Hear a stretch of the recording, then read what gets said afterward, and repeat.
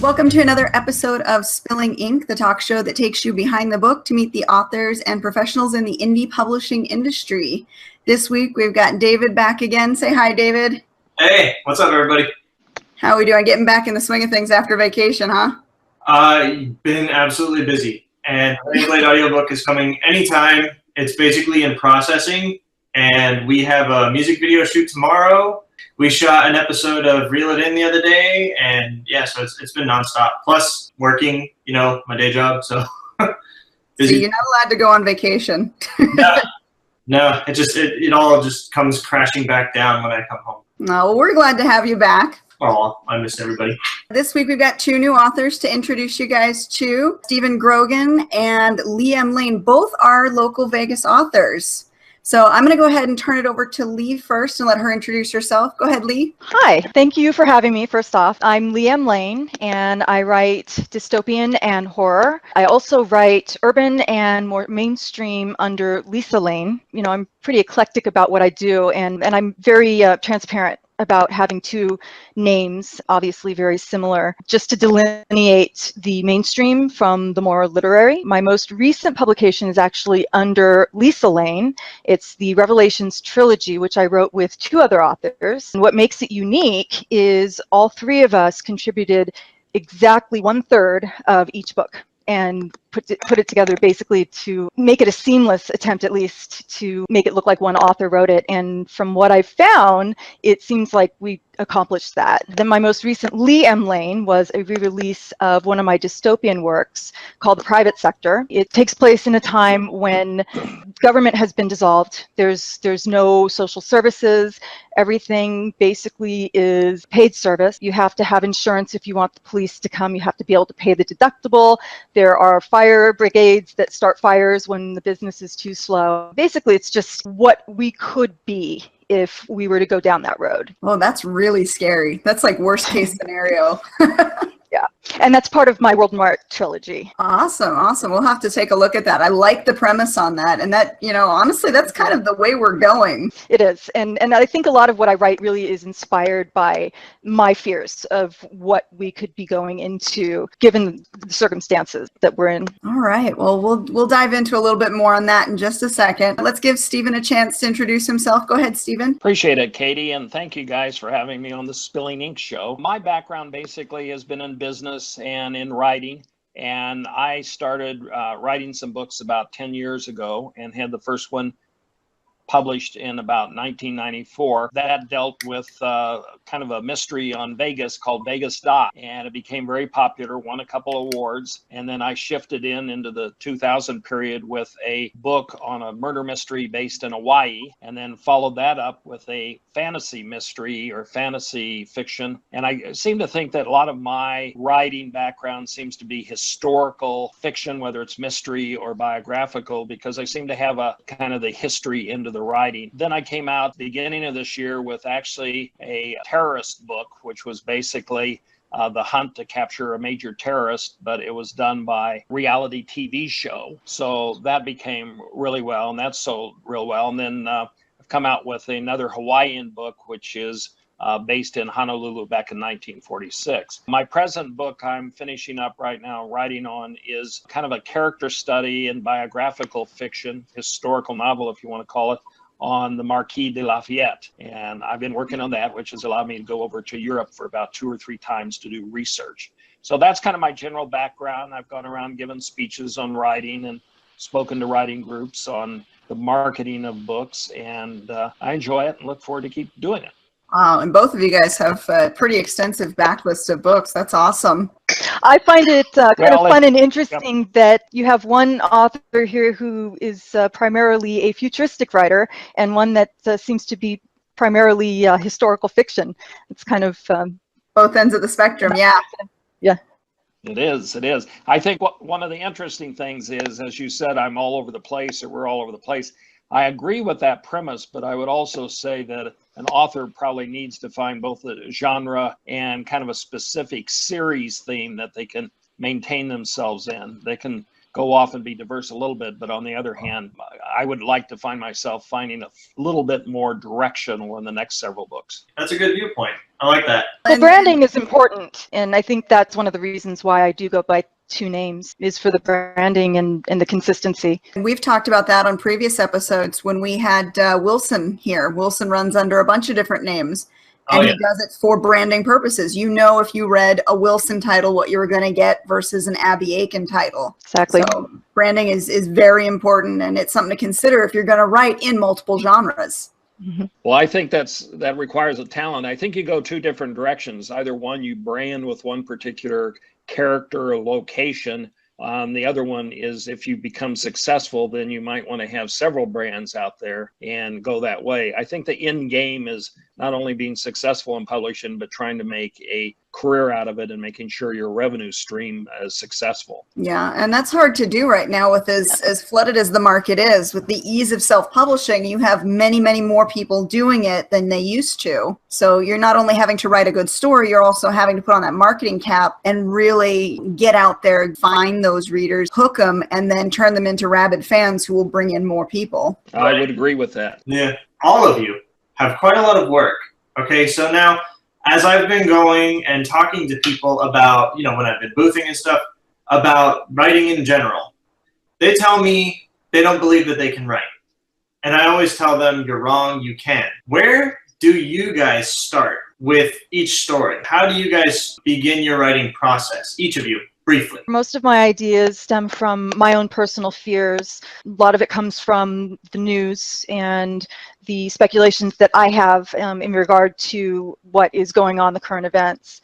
And I basically write what scares me.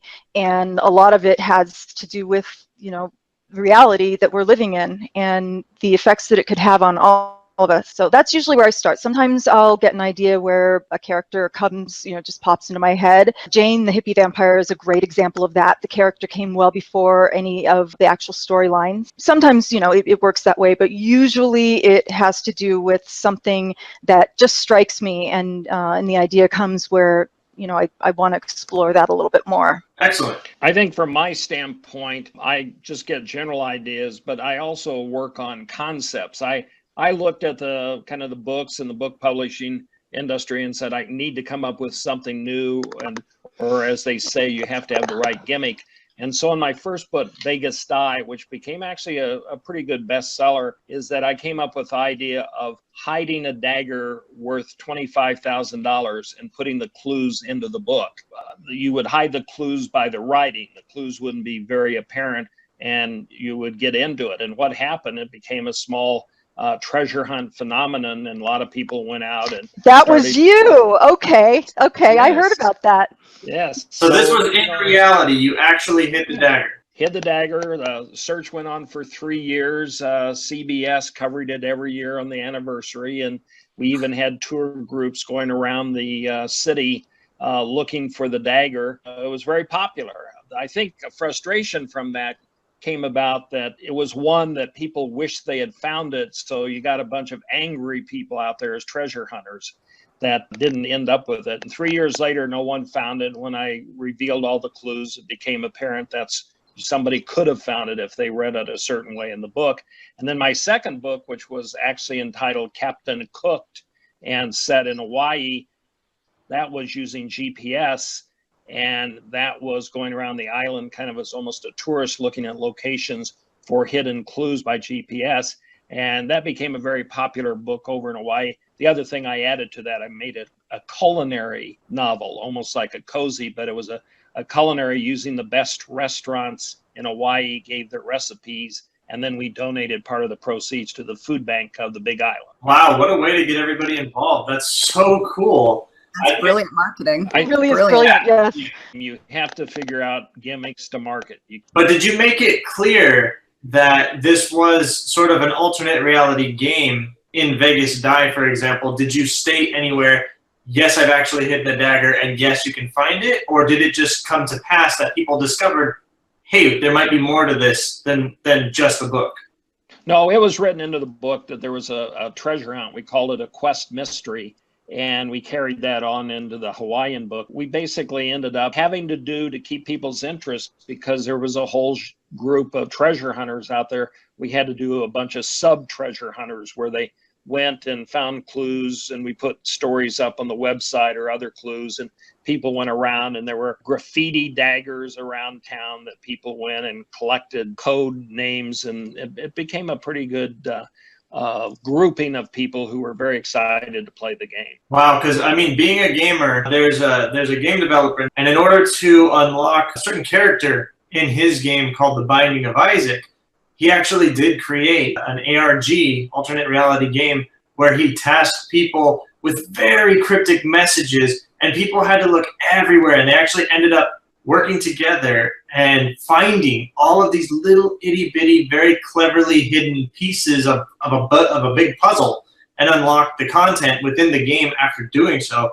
That's such a wonderful way to like engage not only your audience, but people's imaginations of the possibilities. I think my concept, and actually the gimmick I tried to do, which was not used, was that you didn't write the clues and put them out. Here's clue 1, here's clue 2.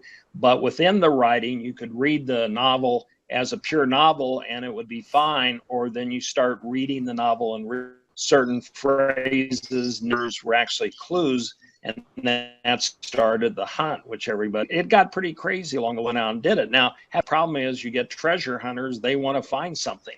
And if they can't do it right away, and this lasted 3 years, you got a lot of frustration. The other thing, too, is if you set a prize, other than giving them a plaque, if you set a cash prize, you have to offset that to the economics of how many books you sell that then offsets the publication of the book. And the one thing about Vegas Die, it should have been a New York publisher who would advance me a lot of money, put up the money for the contest. And about last year, somebody came along and tried to do another contest in a book for like $1 million prize. I don't know where that's happened. So, you know, it's out there, but it's really hard to manage per se. Right, but at the heart of Vegas Die, there is obviously a worthwhile story, a payoff just for reading the novel at face value. Well, yes, actually the tagline to the marketing on the back of the thing was old mobsters are being murdered and the mayor of Las Vegas is the #1 suspect. Oh, that's so much Which fun. Goodman.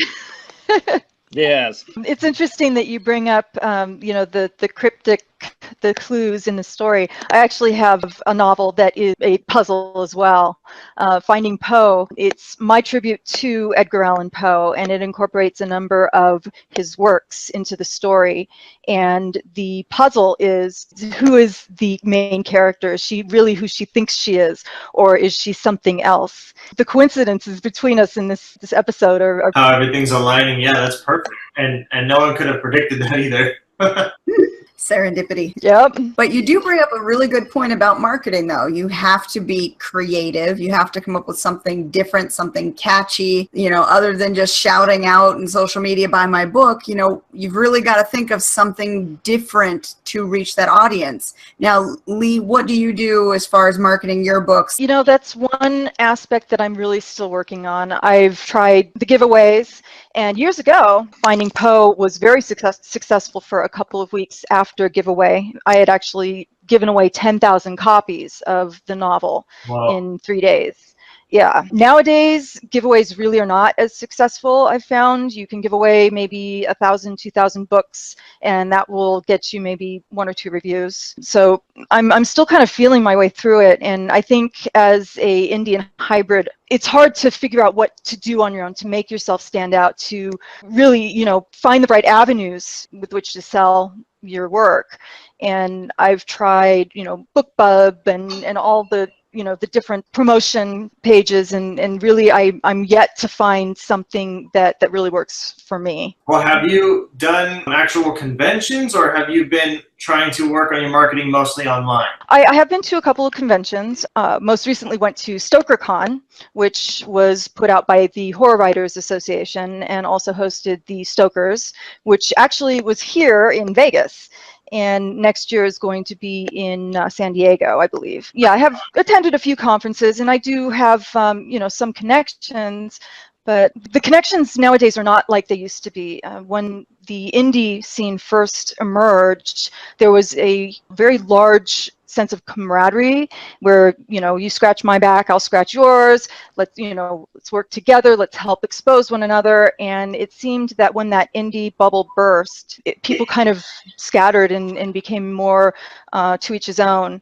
And so I'm really not seeing as much of the fellowship, even though I do have what I consider, you know, friends and colleagues I'm in contact with online, and I do see it, conventions like StokerCon. Finding that, you know, there needs to be some other avenue that indies need to take, and I'm really still trying to figure what that is. Well, part of, I mean, this is how I met Katie. Is I was at a Wizard World. I was actually at Wizard World Las Vegas. We started talking and just stayed in contact with each other. So if you go to a convention, go and talk. Like if you have a booth, get it in the artist alley, because that's where all the other creators are, and then you can make friends that way. And I mean, it's really easy, and you'll find that the people there are absolutely interested in talking to you. And we've said this a few times on the show. If you get a booth, if you go to a convention, don't do it with the intentions of making a lot of money and a lot of sales.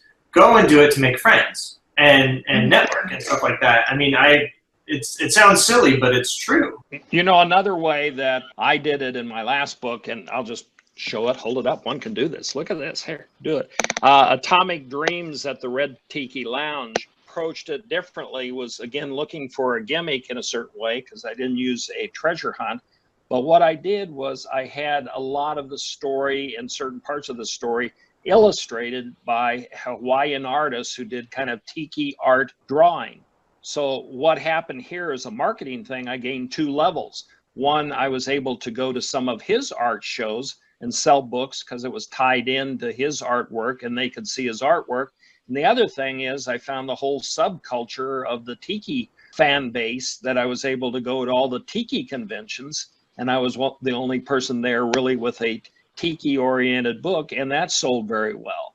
So you have to find things that you can maybe write a story, but maybe you add in or some sort of geographical location that allows you to indirectly market through that new nuance. Yeah, it sounds like you've tapped into the entire community of the tiki community, and that's actually really cool. I have never heard of anything like that before. Well, it's pretty major, and that kind of works on a lot of different levels. But there are a lot of other conventions out there that you could maybe find that you show up and people will come up and take a look at what you're offering as a book, and you might find it's entirely different than what you're thinking of as your base. Right. Yeah, what you say though about the community is very true. Back in 2010 to about 2012 was when self-publishing really started to grow some legs. And then it took off. 2013 and on, it exploded. And all of the people who were doing really well in those early years found that they're now kind of drowning in this huge swell of new published books. There's so many marketing channels now out there. You don't know which ones to use. You don't know which advertising platforms work, which ones don't. By the time something seems to work, so many people have latched onto it that it's now not working for them anymore. So it's become very difficult in these last few years to really gain some traction with books. But like they're talking about, using the community is kind of a nice way of, you know, digging your heels in, finding a new market and really getting those readers. And, you know, Vegas has a couple of Comic-Cons. We've done those together. I did Wizard World with David. There's another one in December, Great American Comic-Con, which will be out at Cashman Center. I'm going to try and go to that one. I'm doing Tucson Comic-Con with another author, and we'll be doing a panel on self-publishing. I got the idea of doing the panel from Sean, who we interviewed a few weeks back. Right, of course, Sean Hode. Yeah, and he's actually joining us for that panel too. Oh, that's perfect. You guys need to record it so we can get it on the channel. We're going to try to, but it's all based on community work. You know, it's gaining those new friends through networking and, you know, leaning on each other to find new ways to, you know, get out there and reach new readers. I have to say that, you know, I have made a couple of very, very close friends, and I am grateful for that. But I think that the bigger problem here is that Amazon is basically the slush pile now. And I think that a lot of readers are very wary at this point of indie authors because there is so much that's unedited, that is written by authors or writers who have no business publishing at the state that they're at, who need maybe a little bit more refinement, maybe need a little bit more education, and there's just a mass of junk out there. And I think people are having a hard time sifting through it. And I think a lot of us are suffering for that. It is becoming a lot harder to tell the difference too, because it's so Well, easy I now would to go disagree. and buy a book cover that looks fantastic and throw that up there on Amazon. So you're absolutely right. Well, the thing about the self-publishing is we've reached the premise, and I think Leigh was stating it real well, but basically anybody who wants to now can write. So we have crossed over where we think we're all in a very techno sort of industry. We now have everyone's a writer and everyone can publish, where it's biographical or autobiographical or whatever. So as she's saying, there's a sludge work, but that it really comes back to what Katie is saying. One, you create the fan base, you make friends and create a community. And then the other is you find the marketing gimmick or the marketing direction that you can go out and sell. A lot of people who make their money actually aren't the authors. They're the reverse authors. They're the people who show up and give positive speeches, or the how-to industry,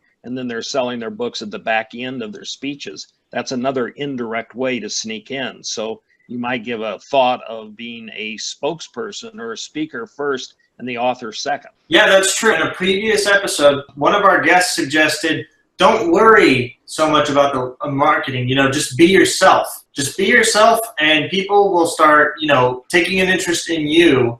And then, you sort of just sprinkle your own work in with the rest of the stuff that you're interested in, the rest of the stuff that you're talking about. And it can happen a lot more organically. Obviously, that's not an answer for everybody.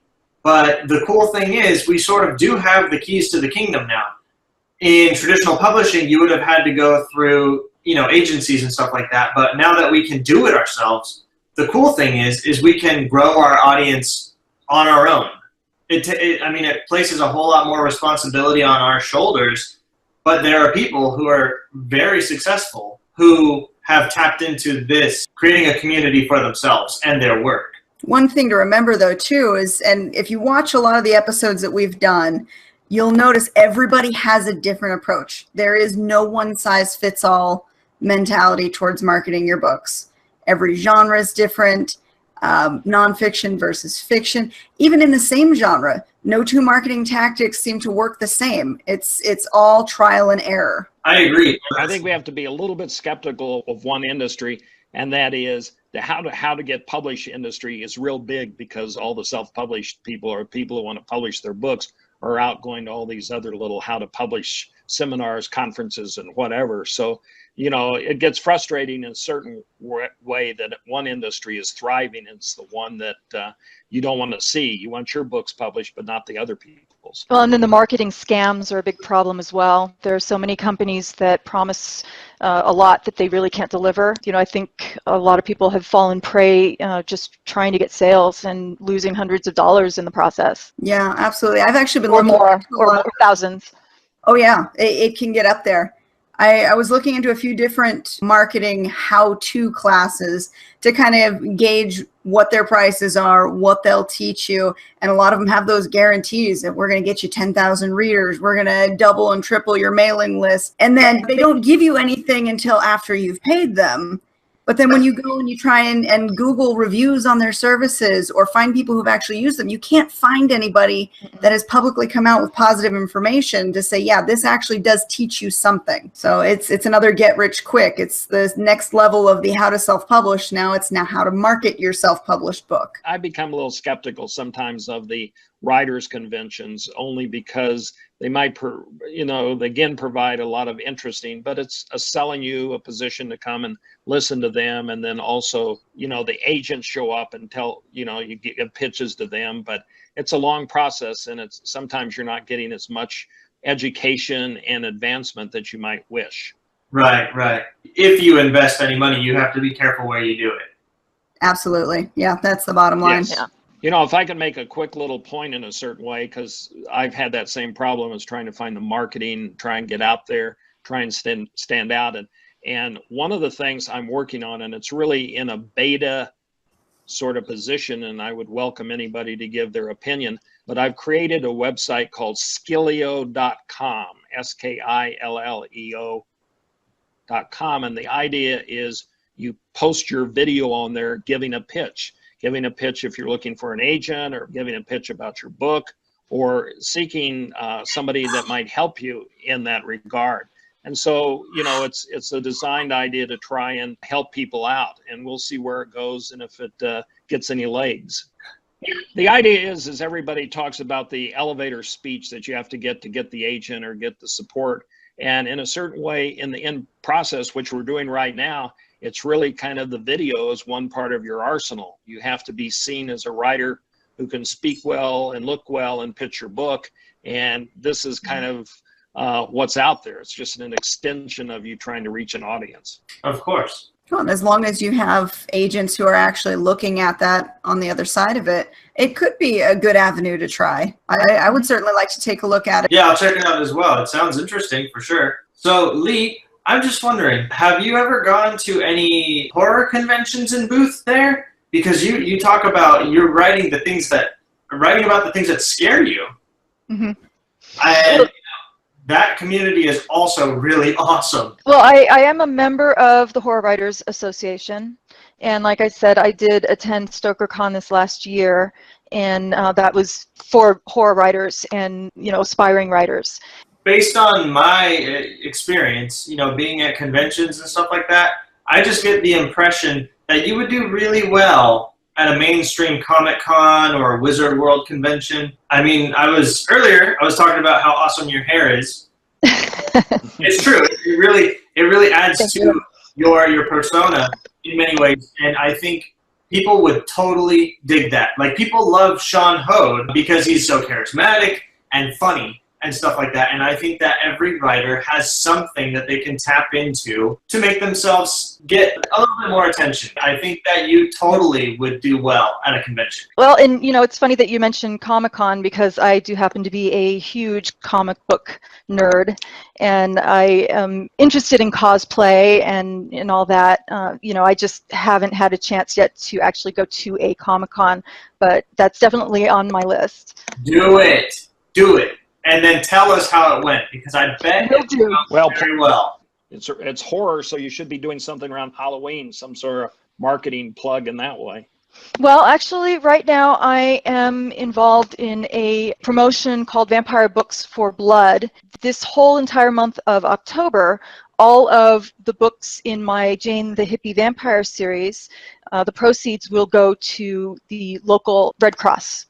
And so if you look up Vampire Books for Blood, that is one promotion that I'm a part of right now, and definitely taking advantage of Halloween.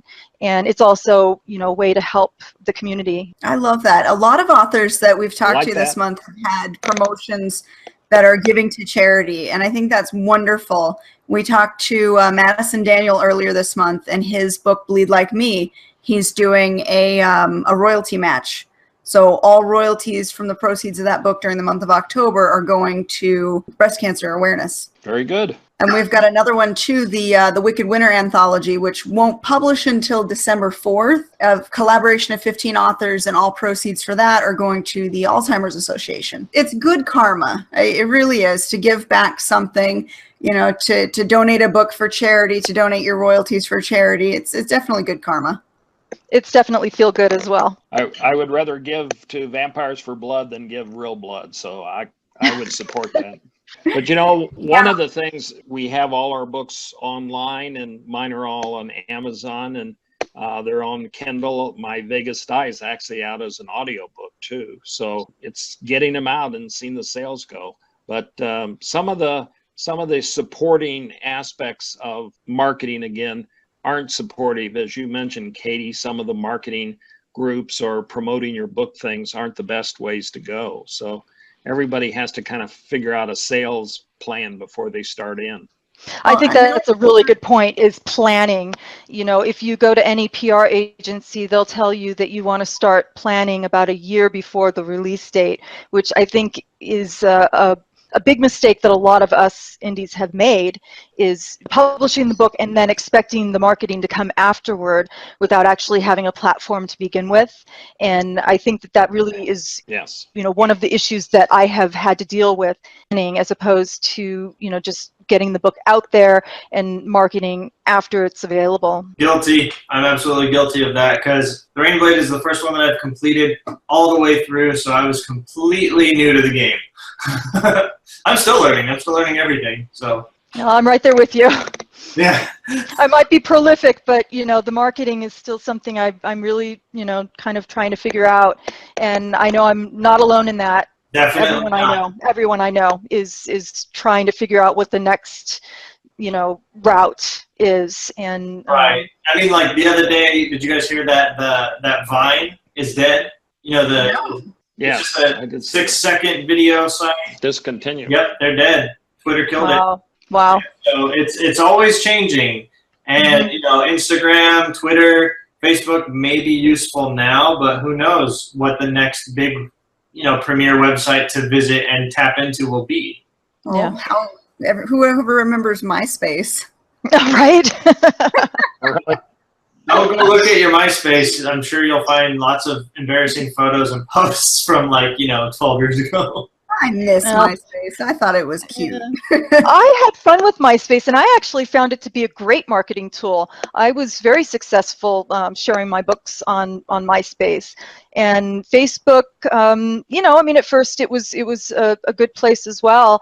Now Facebook really isn't a place to sell your books. You can network, you can make friends, but it's not the marketing platform that it used to be. That's because there's just so much, and it moves through the system so quickly, no one can see it in time. Mm-hmm. Well, and Facebook has, pretty much stacked the odds against you for, people actually viewing what you've posted, especially if it's from an author page. Yeah, my best friend can't even catch any of my posts, and she has me marked on there as a special friend. She's supposed to see my stuff, and she'll give me a call, and she's like, Katie, how come you haven't posted anything? And I post every single day on Facebook. And so if my best friend isn't even seeing it, a lot of people aren't seeing the stuff that's being posted. Mm-hmm. And I've also found that Facebook ads are not what they used to be either. Sounds like we need to almost go door to door to sell our books. But, I think, again, the other thing is, and I like the idea of considering a book a type of a business. You're in the part of business, and so you should do the business plan, and you should take a look at it. And I think a lot of people are still writing because they like to write, which is fine. But if you want to continue in it as a business, you have to sit down and kind of say, well, what is the profitability? What is my cost of time? Can I make more money doing something else? And I think that's a reality check that we all need to do every once in a while to get over the fact that we're writing just for the fun of it when we say we're writing for the business side of it or to make money or make a career out of it. If you make a career out of it, you got to give up everything else and start writing. And just not a book. I think you write everything from magazine stories to short stories to everything to try and get product out there. And again, building both your fan base or building a backlog of things you have to do, but keeping active out there. So it's a business, and you have to look at it like that. Yeah, that's I true. think that the marketing plan is definitely something I think a lot of us kind of not necessarily skip, but kind of glaze over when we're getting ready to push that book out. We don't think of all of the steps we need to take prior to. I don't think we're aware of what really goes into it until we're in the deep end. And then when you're kind of trying to swim to the surface, it's kind of difficult to see where you are and see where you're going. And, I think finding a platform is probably the biggest challenge that we all face. Taking it all under our own, responsibility, we have to shoulder the burden of being the creator, the marketer, a business person. We have to take all of those jobs and do them all, for the most part. I mean, aside from editing and cover art, for the most part, we as independent authors have to shoulder that burden. If we want to try and be successful, like Katie said, you have to be out there. You have to constantly post. Even if people aren't seeing it, you have to have a voice, because if you don't, people are going to forget you really quick. And it's not just posting buy my book, buy my book, buy my book. Like we had talked with Armand earlier, you have to be real. You have to share yourself. You have to be somebody worth looking at.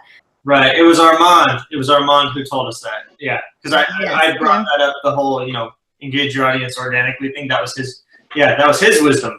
Yeah, he did it with it was the Green River blend. I think it was his coffee mystery series where he was asking people to give him new coffees to try, and he ended up having people send him all kinds of coffees. Right. Another biggie that is back to that little niche that you've got to find some way to, attach to your audience and to get them invested in you. Right.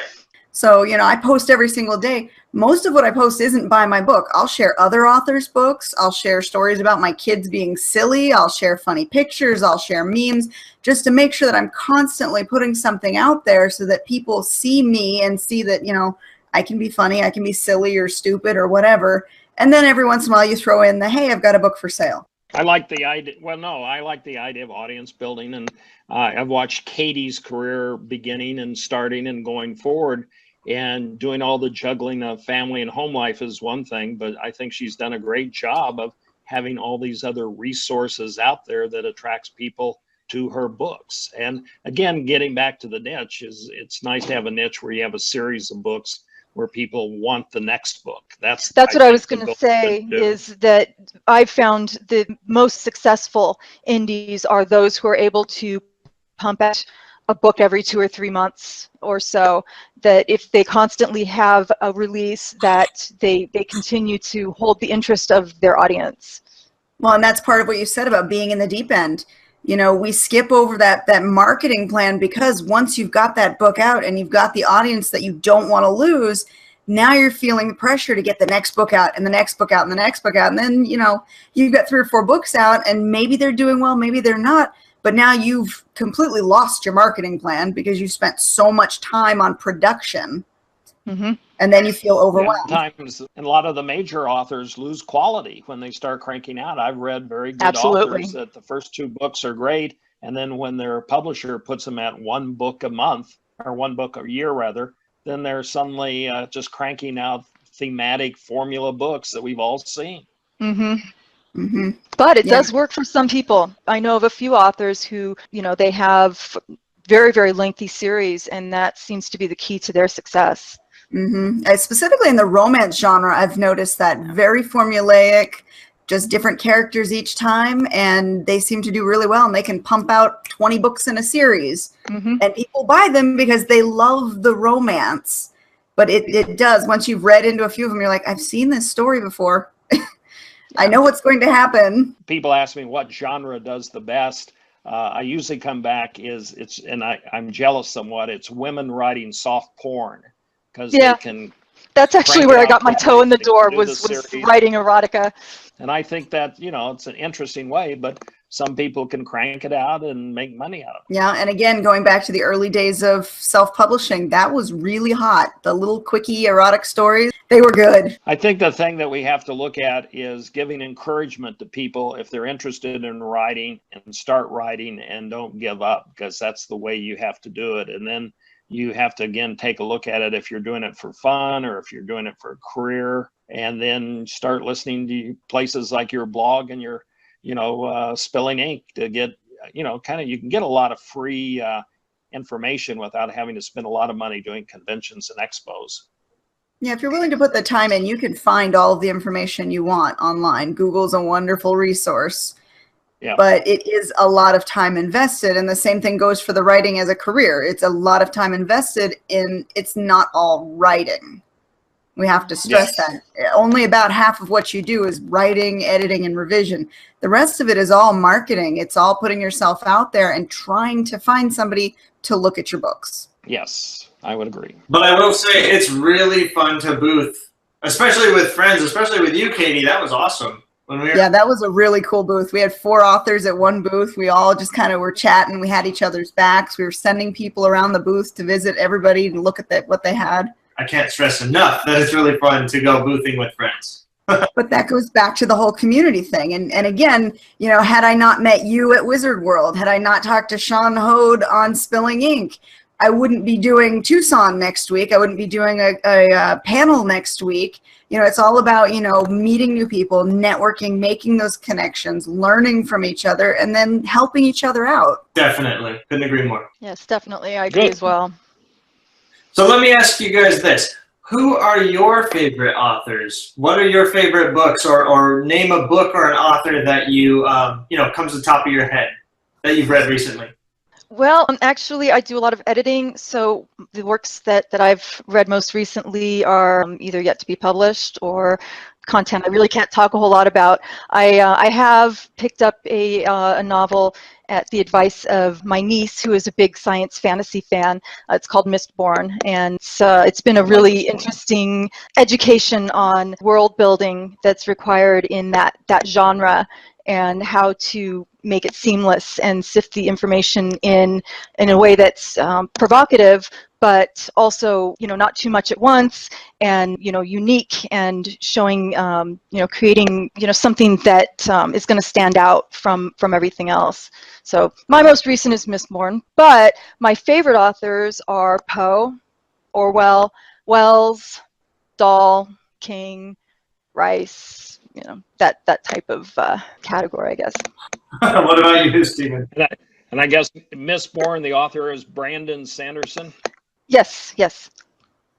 And I'm enjoying the book. You know, it's interesting because I want to continue to write mysteries, but my sit down and knock off a book just for getting relaxation. I do a lot of audio books just at night or on the way to work, and a lot of them are sometimes space opera, which I find just a generic thing, and that is because some of it's tech, some of it's opera, and some of it's just an interesting collection. And there are so many little genres out there that go the different direction, but I still like to do one thing, that is I collect first edition authors. I like to go out and collect them, and I can do my famous scan thing, but here's my library that consists of first edition authors. And then as a background, I have signed authors and parts of their first page. So like here might be a Tony Hillerman signature, Elmore Leonard, Dick Francis, even a Zane Grey up there, and a Truman Capote over there.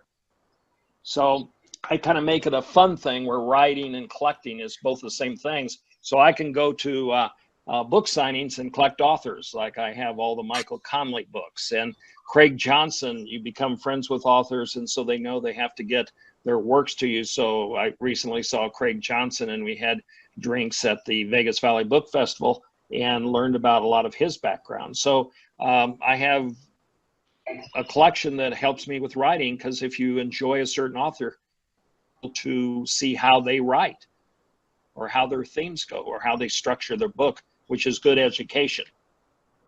Oh yeah, and reading as many genres as you can. You know, I've found picking up a book that I wouldn't really read if I hadn't just decided that I was going to break out into something different. You can learn so much by reading different genres and the author's different approaches, in regard to those genres. Absolutely. What about you, Katie? Well, lately I've been doing a lot of beta reading, so I get to enjoy a lot of indie author stories before they hit market, which is really fun to do. I really like seeing the creativity of the indie marketplace. I know I've said it before, traditional publishing works off of what they feel is saleable. They look at what's popular, what's been popular, what's trending, and they push something out that fits that little mold.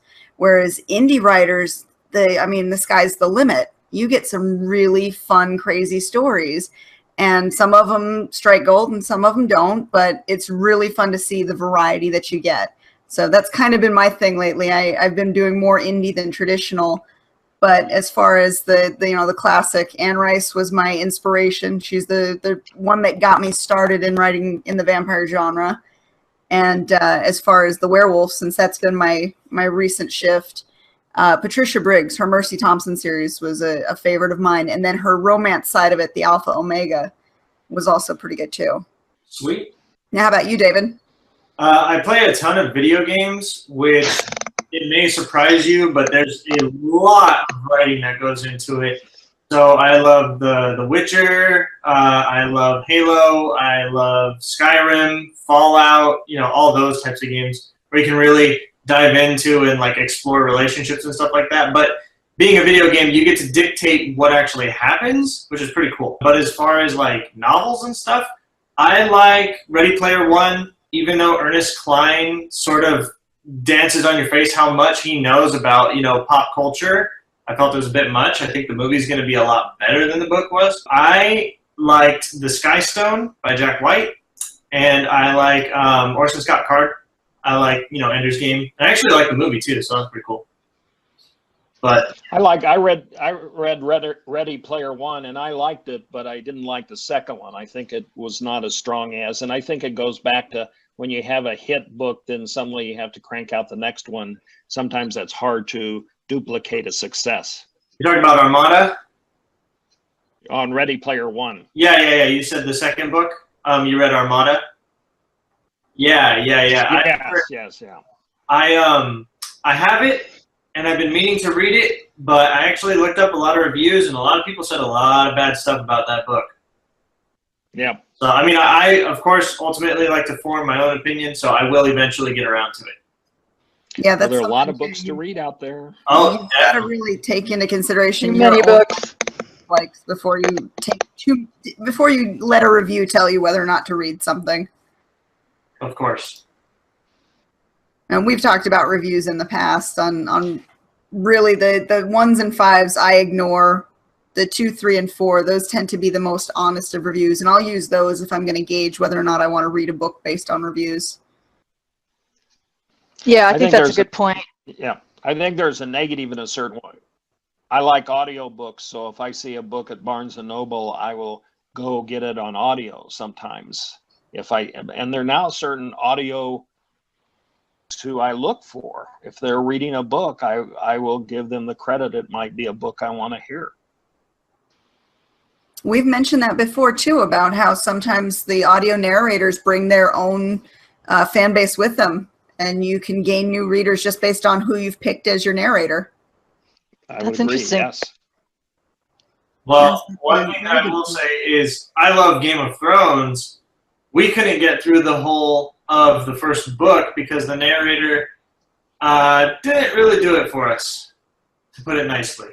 I love Game of Thrones, but I'm still having a problem getting through the book.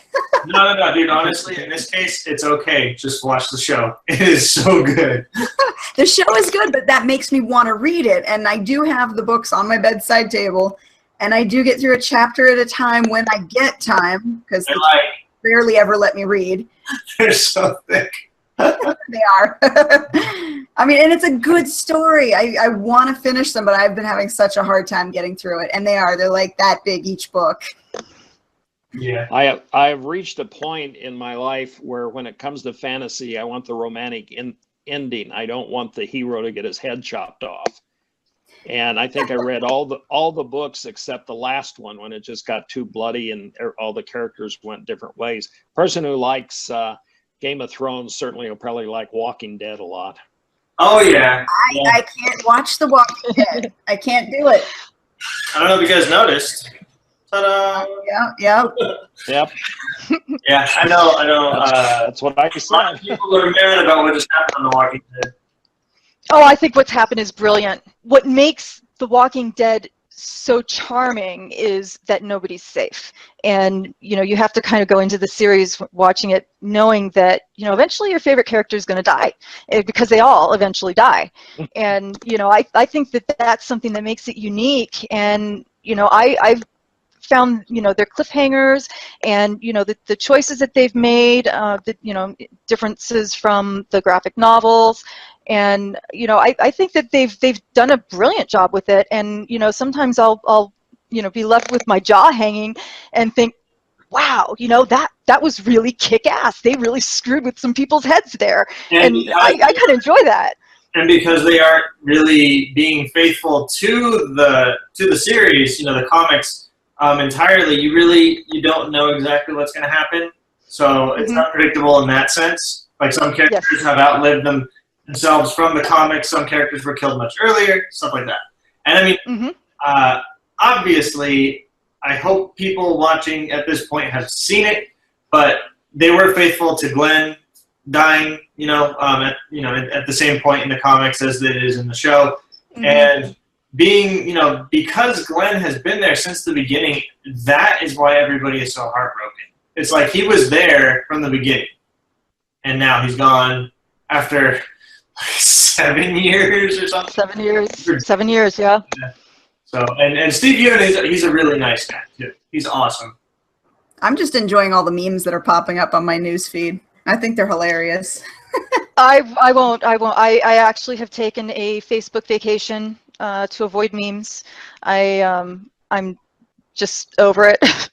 I don't want to talk politics. I don't want to see anybody else's politics. Oh no. I don't want to listen to the politics, but the Walking Dead memes have been really fun. Oh, okay. Well, see, since I've been on a Facebook vacation, I guess I've missed out on those as well.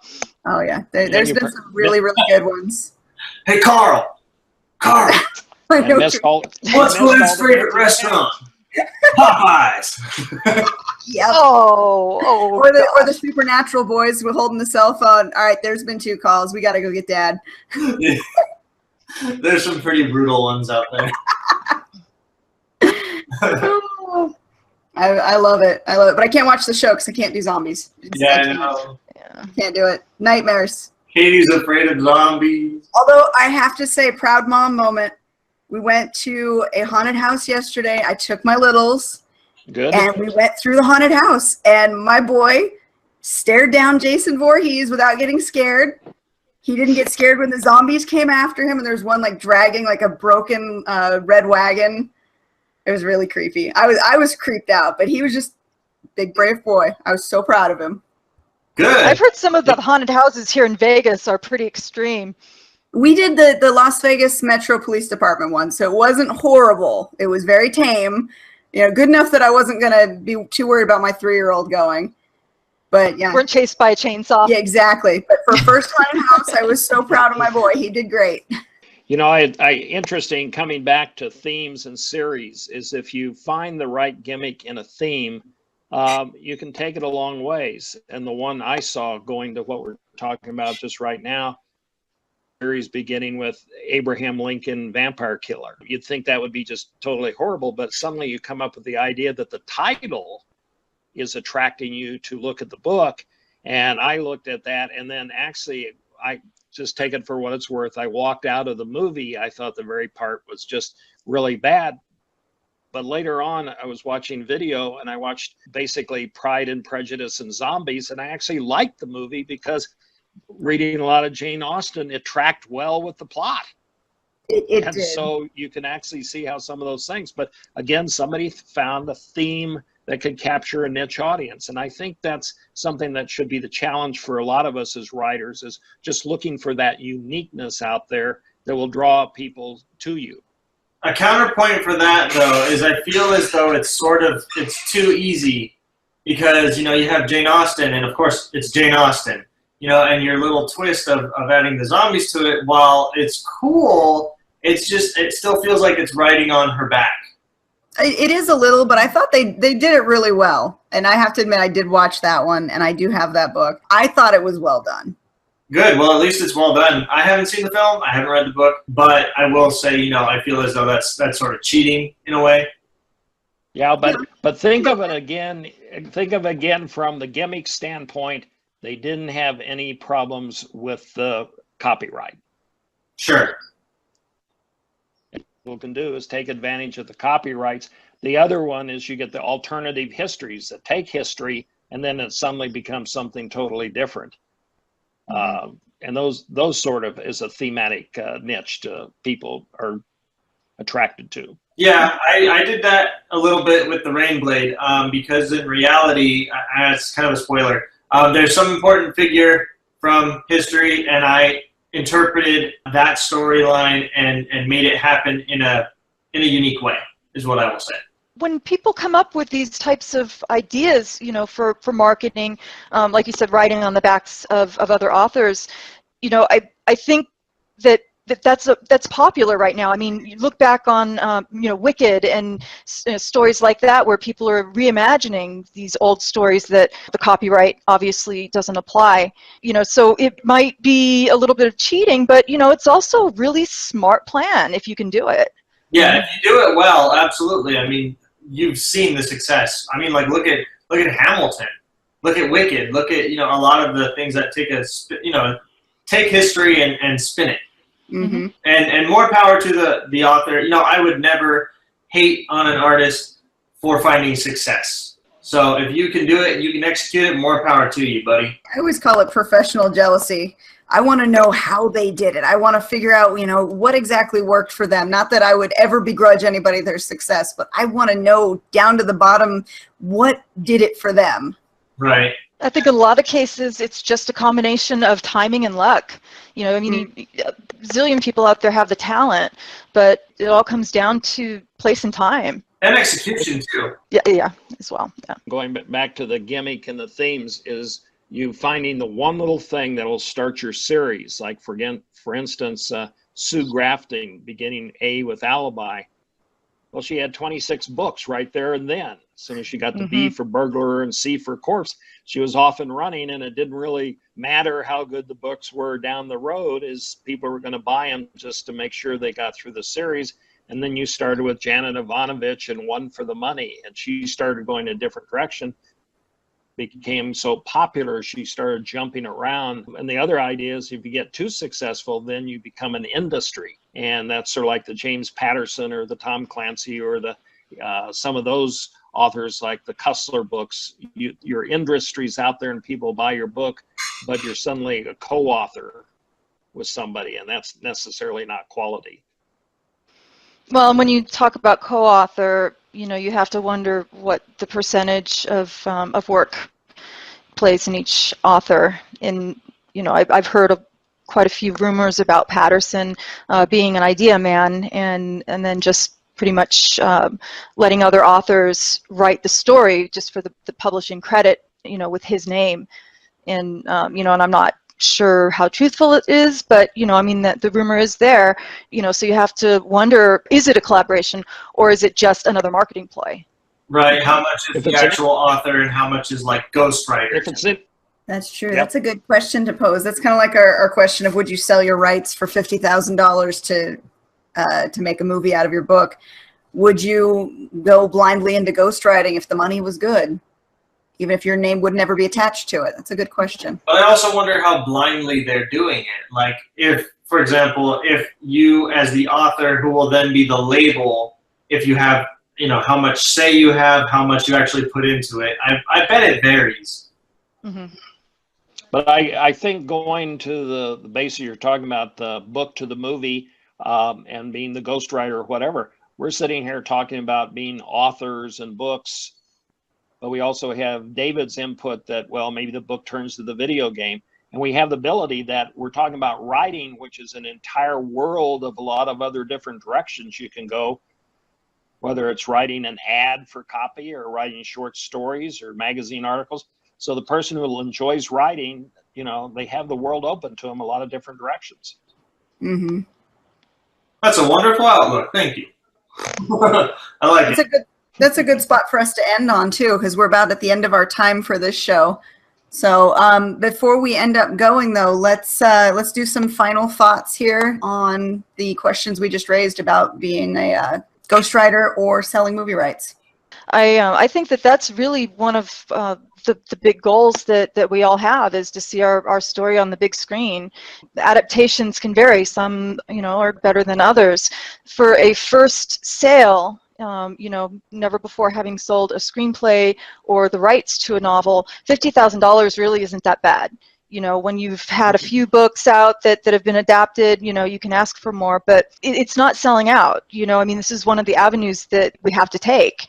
For that reason, I also write screenplays. I've never sold one of my adaptations, but I think a really good avenue to have. It's a good skill to have, and they're both very different from one another. And absolutely completely different process. Yeah, I mean, basically, you have to take, 60 to 80,000 word novel and condense it to a 20,000 word screenplay. And, it's kind of like taking apart a large puzzle and trying to reassemble it into a smaller puzzle that looks, as close to the original as possible. And, I really have a lot of respect for people who make a living selling screenplays and writing adaptations. But for final thoughts, if you do giveaways, I would be more than happy to donate a book or two. For those who would like to know more about my work, you can find me at cerebralwriter.com, and that's CEREBRAL writer.com. Okay, let me start off and end it from my perspective, and that is a good marketing person should always promote themselves without feeling like that they're being rude or otherwise out of place. So I'm just going to tell everybody, go out and buy my books. They're on Amazon, and you spell my last name Grogan, Grogan. And having said that, I'd like to put some of my books into whatever contest or drawing that you guys have through your site, and I'll coordinate with you guys and make it available for any people who would like to read my books. So I thank you for the opportunity of showing up on your show. All right. Well, I want to thank you guys for hanging out with us today. It's been really good chatting with you guys. Some great insights on marketing. And Thanks so much for having me. I really appreciate it, and I've had a blast. Good. See, and we always like doing this. It's like, hanging out, just chatting. We always have a good time. Good. Well, thank you. Enjoyed it also. Look forward to seeing you guys soon. All right. And for those of you guys watching, remember in the description below, we're going to put the links for both of our guests. We'll also be putting a link for the giveaway, which will include their books and how to win them. And we'll be back again next week with another new episode and some more authors to introduce you to. We'll talk to you later. Bye, guys.